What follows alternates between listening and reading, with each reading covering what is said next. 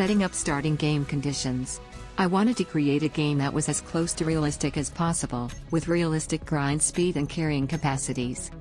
Let's go with survival for this playthrough. We'll stay offline for the moment. Under the Advanced tab we'll convert all of the grinding and capacity settings to realistic. Some players prefer to skip the grind, but for me I enjoy engineering ways that bring genuine relief from the dullness of grinding. So it's a motivation for me to set the grind as more realistic. Let's set the asteroid count to high, and we'll make the sounds realistic, instead of arcade. Realistic sounds are transferred through your suit into your helmet if you're in contact with a vibrating surface. Otherwise, in space everything is silent. We'll set the length of day to be 24 hours long. This makes it have nice long days but also deep freezing cold nights, where you must conserve energy as much as possible. On a moon it perhaps isn't realistic to have a 24-hour long day, since a smaller body rotates faster than Earth. But I enjoy the challenge of long nights, so we'll go with it for this game. All of the checkbox settings are pretty good for this playthrough, except we'll include the added challenge of missiles damaging our own structures if they misfire or are aimed poorly. The star system has a great collection of planets. It can be populated with a wide range of asteroids. It's a great starting map with lots of possibilities for gameplay, and is easily my favorite vanilla map. When the game first launches, choose your start. To the moon. You have discovered interstellar welders.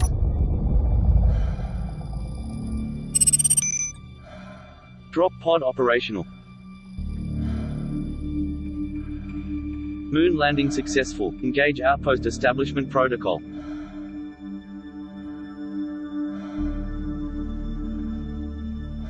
V toggles between first and third person perspective. Alt and right mouse button moves your head around.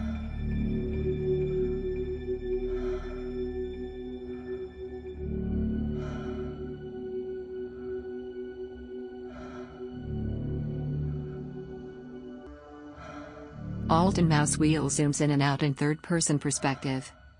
I justify this viewpoint by imagining that it's the video feed sent back by a small remote drone, showing me my surroundings. Sometimes this drone comes in very handy, especially when trying to navigate very dangerous terrain that can't be seen clearly from the cockpit of the rover, for example. First priority is to find shelter for myself and especially the rover. Pirates, hostile factions, and meteors will quickly destroy the rover if it's left out in the open, and without the rover my oxygen and energy will quickly run out and kill me.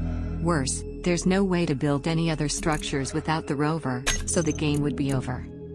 I've got enough air for about 3 days, depending on how much physical work I do.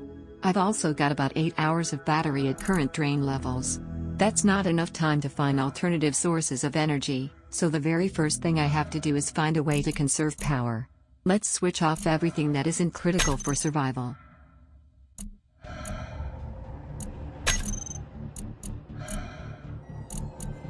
I've got a good amount of bottled oxygen, and bottles can be refilled almost instantly by the oxygen generator, so leaving the machine running while not filling bottles is wasting energy. Let's switch it on only when we need a refill. Okay.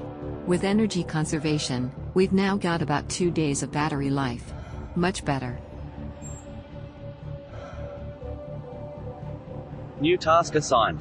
Locate suitable shelter location. Primary specifications include easy subsurface access, shelter lander pod from meteoric bombardment.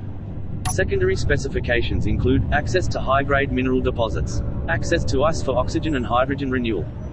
Use extreme caution in low gravity. Lander pod can become trapped in tight gullies, craters, or tip over with excessive speed, sharp turns, or steep inclines.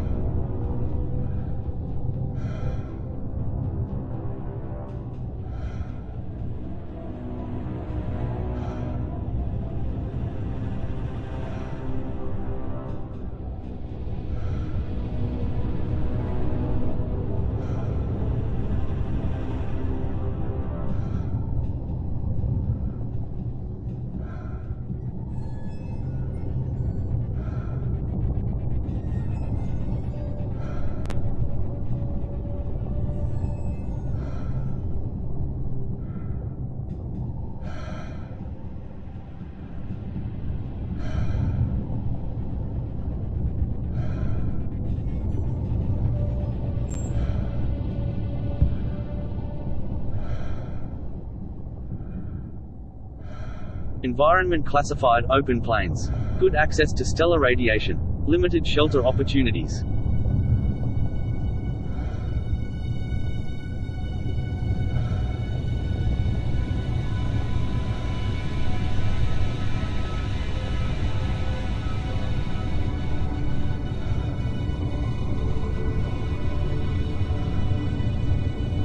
Caution advised. Approaching uncharted ridge.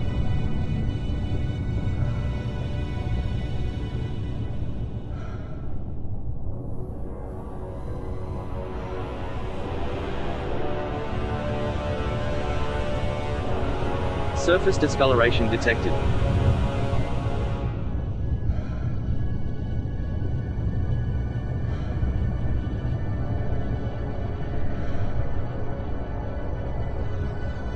Cliffside deposits detected. Horizontal excavation may provide easy access to minerals. Recommend scanning for subsurface mineral deposit classification. P activates the parking brake. Time to send out a recon drone. Site identified as part of a large crater rim.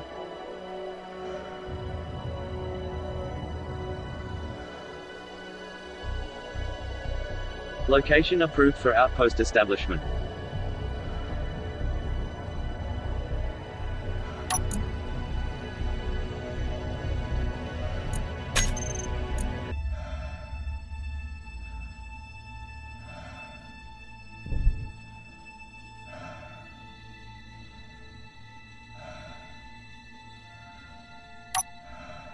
The mineral deposit seems to be too deep for the ore detector on the rover.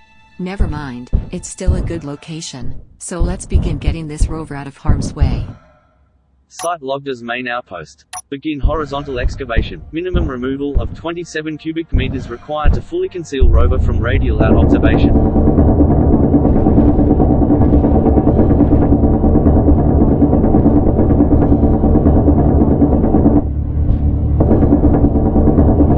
The surface of the slope is mostly stony, with some powdery regolith inclusions.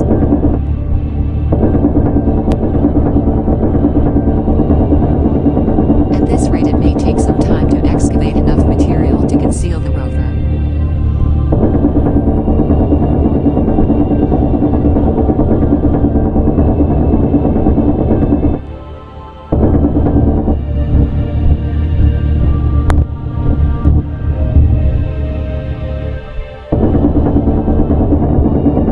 Left mouse button activates the normal drilling operations, which produces chunks of material which can be processed by the rover's survival kit into basic materials and components.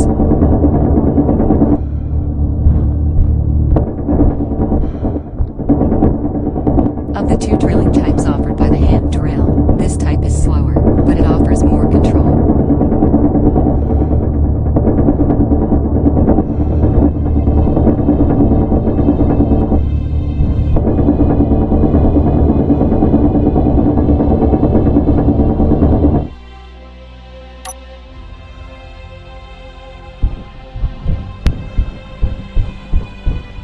Survival kit enabled. Replenish oxygen and energy in suit. Process stone into elemental minerals. Process minerals into basic components. Beginning mineral extraction process.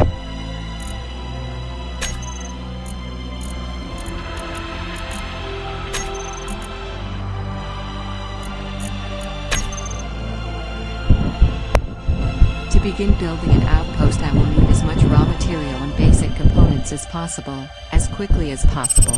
I'll load all of the available tailings into the survival kit so that it can be processing away while I work on the excavation.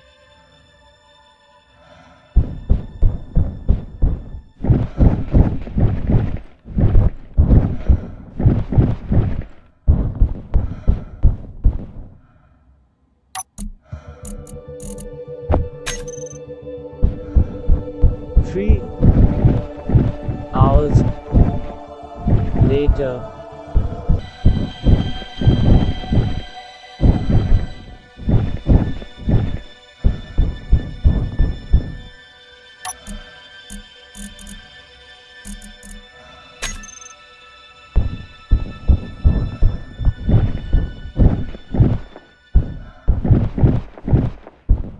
3 more hours later.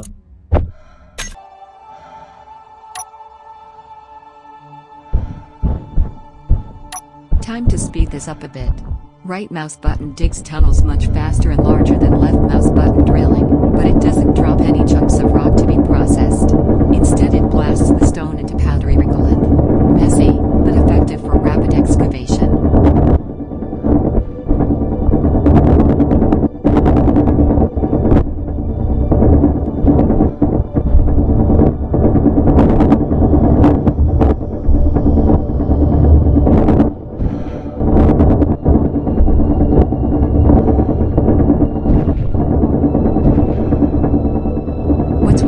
Sounds long after I've stopped drilling.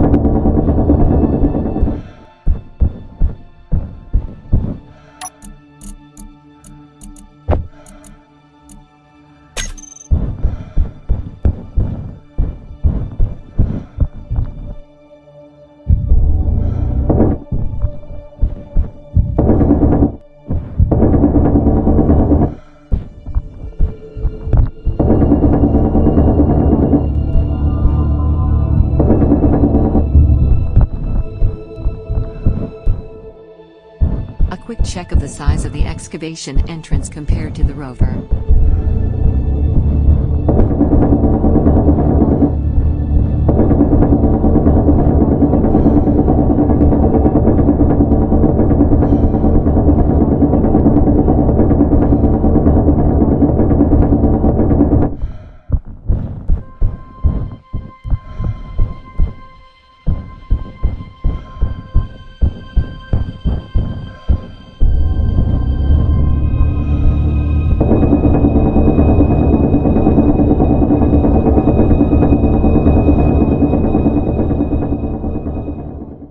Finally, enough space to move the lander pod out of direct meteoric bombardment.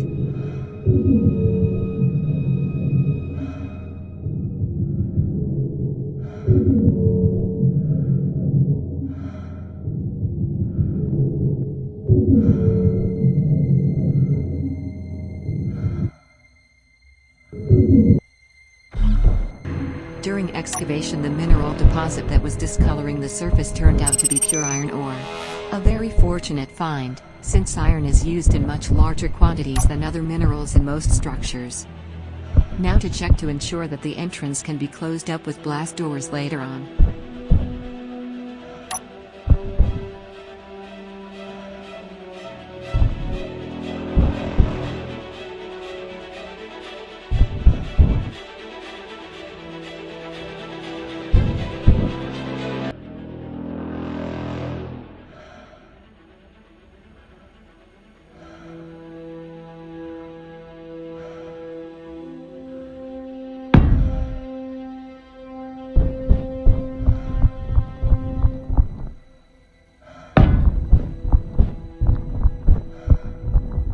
Objective shelter accomplished. Next highest priority is renewable energy income. Secondary highest priority is renewable oxygen supply.